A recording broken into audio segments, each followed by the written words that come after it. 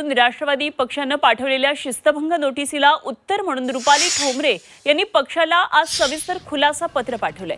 या खुलासा पत्रामध्ये रुपाली पाटील यांनी आपल्यावर शिस्तभंगाचे आरोप तर फेटाळून लावलेच आहेत आणि वरून डॉक्टर संपदा यांच्या चारित्र्यावर विधान करणाऱ्या महिला आयोगाच्या अध्यक्ष रुपाली चाकणकर यांच्यावर पक्षाने नेमकी काय शिस्तभंगाची कारवाई केली असा जाहीर सवाल उपस्थित केलाय।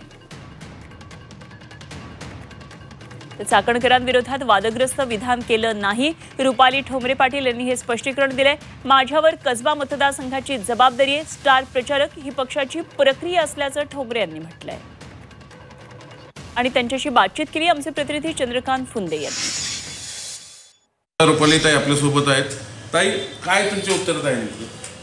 मुळामध्ये मला जी काही खुलासा पत्र मागितलं आहे त्याला मी ते उत्तर कायदेशीर उत्तर तिथे दिलेलं आहे की त्यांनी सांगितलं की राज्य महिला आयोगाच्या अध्यक्षा व प्रदेशाध्यक्ष याच्याबद्दल प्रसार माध्यमामध्ये मी काही वक्तव्य केलेली आहेत। तर ते कोणतं वक्तव्य एकतर त्याच्यामध्ये नमूद नाही।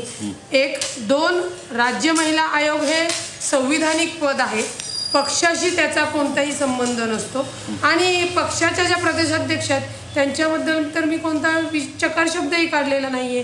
त्याच्यामुळे माझ्या ज्या काही या डॉक्टर फलटणच्या डॉक्टर संपदा मुंडेच्या बाबतीत आयोगाची जी काही वक्तव्य होती त्याच्यातली जर तुम्ही सगळी स्टेटमेंट काढून बघितली तर त्याच्यामध्ये कायद्यानुसार जे पीडिताचं चारित्र्य हनन झालं आणि त्याच्यावर जे महाराष्ट्र बोलत होता, महाराष्ट्राची मागणी होती, तीच मागणी मी पुढे सांगितली आणि त्या लोकांसोबत थांबलेली आहे की प्रांत अध्यक्ष सुनील तटकरे साहेब यांनी जी काही प्रवक्त्यांची नवीन यादी जाहीर केली त्याच्यामध्ये नवीन यादीमध्ये माझ्यासह आमदार अमोलभाऊ मिटकरी आणि वैशालीताई नागवडे यांची नावं त्यांनी त्याच्यात घेतलेली नाही, म्हणजे आम्हाला वगळण्यात आलं।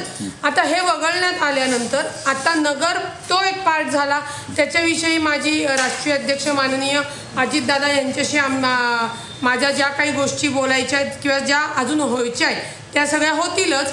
परंतु ही जी स्टार प्रचारक यादी आहे, निवडणुका चालू आहेत, मी स्वतः पुणे मनपाची निवडणूक लढवणार आहे, माझ्यावर स्वतःवर माझ्यासह कसबा मतदारसंघाची पूर्ण जबाबदारी आहे।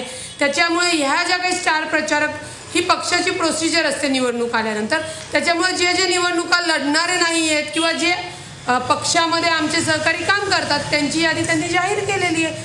मला स्टार प्रचारक म्हणून घेतलं नाही हे जरी त्या यादीमध्ये नसेल पण मीच निवडणूक लढत असल्यामुळे माझ्या प्रभागाची उमेदवार असल्यामुळे मी कुठे बाहेर जाऊ शकणार नाही प्रचार